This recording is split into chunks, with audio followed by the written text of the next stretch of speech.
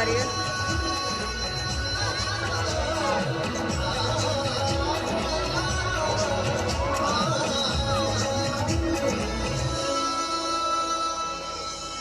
पंद्रहवीं शताब्दी वो अहम समय था जब भविष्य को नया स्वरूप देने वाली शक्तियों का उदय हो रहा था।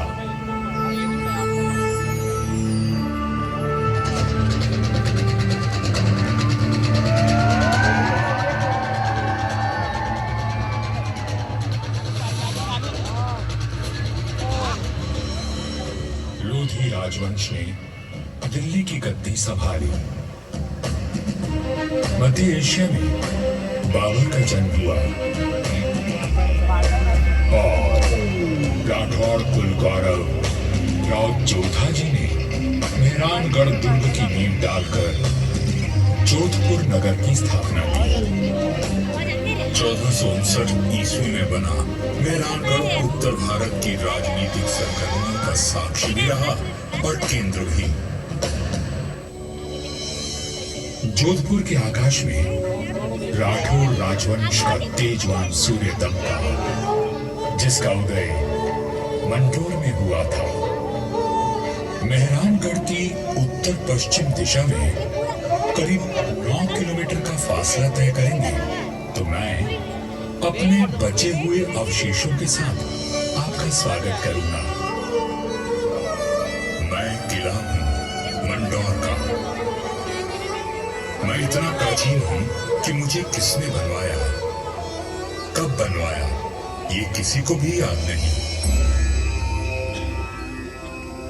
मंडोर की भूमि से आज भी अतीत के सिक्के, मंदिर के अवशेष, तोरण द्वार, स्तंभ और उत्कृष्ट मूर्तियां प्राप्त होती रहती हैं। मंडोर संग्रहालय में प्राचीन भारत के सभी प्रतीकों को सहेज कर रखा गया है, ठीक वैसे ही जैसे मैंने अपने जीर्ण अवशेषों में अनेकों गाथाएं संभाल रखी हैं। अरावली की पहाड़ियों से घिरा मंडोर नगर मांडव्य ऋषि की तपोभूमि था और इसका प्राचीन नाम मांडव्यपुर था। महाभारत काल में यहां नागवंशियों ने राज किया और फिर गुप्त वंश ने इसे अपने बाहुबल से जीता। चौथी व छठी शताब्दी में हूनों का आगमन हुआ तथा परमारों ने इनके वैभव को बढ़ाया। मारवाड़ का विस्तार सबसे अधिक परमारों की समयावधि में हुआ और उस समय मारवाड़ को नवकोटि मारवाड़ भी कहा जाता था। तो 7वीं शताब्दी में प्रतिहारों ने यहाँ अपना साम्राज्य स्थापित किया और यहाँ के वैभव को बढ़ाया।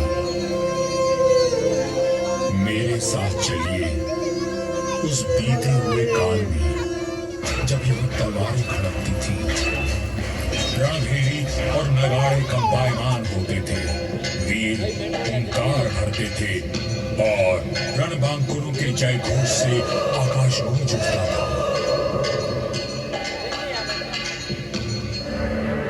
सन 1394 ईस्वी परिहारों की शक्ति अस्त हो रही थी।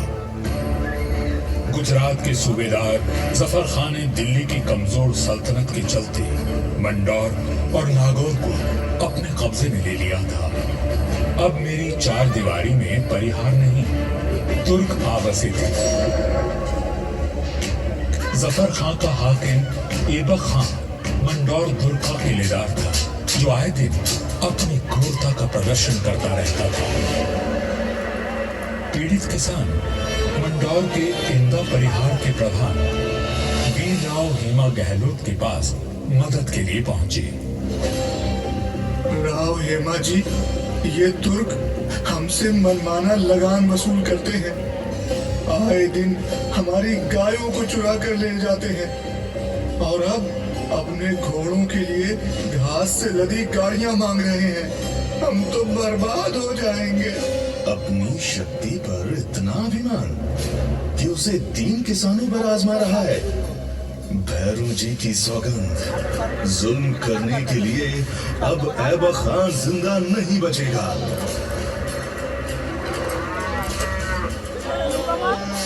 शक्तिशाली शत्रु से लड़ने के लिए बल और बुद्धि से वार करने की योजना बनाई गई। घास की कई 100 गाड़ियां तैयार की गईं और हर गाड़ी में हथियार लिए योद्धा चुपचाप बैठ गए। गाड़ियां जैसे ही किले के भीतर पहुंची, क्षत्रियों ने नारा लगाया, आयो लड़ो फतेह कर दो, आयो लड़ो फतेह कर दो।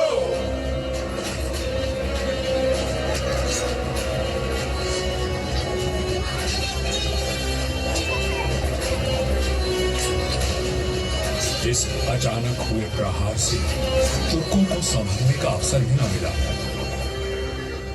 वीर हेमा गहलोत, समर शूर राव चुंडा राठौड़ और मारवाड़ के वीरों की प्रतापी तलवारें लहराईं तो शत्रुओं के सिरों के ढेर लग गए।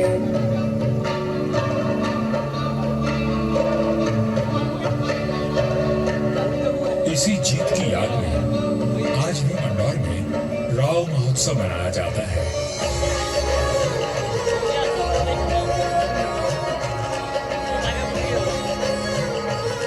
हर वर्ष होली के दूसरे दिन निर्भीक, साहसी हेमा गहलोत और सभी वीरों को याद किया जाता है और बाबा भैरवनाथ जी की पूजा की जाती है, जिनके आशीर्वाद से वीर विजय हुए थे।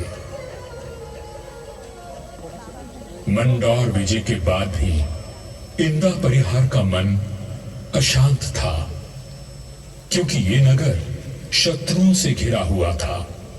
तब उन्होंने शक्तिशाली राठौड़ वंश को राज सौंपने का निश्चय किया। इंदा के मुखिया राय धवल ने अपनी पुत्री का विवाह राव चुंडा से करवाया और दहेज में मंडौर का दुर्ग दे दिया गया।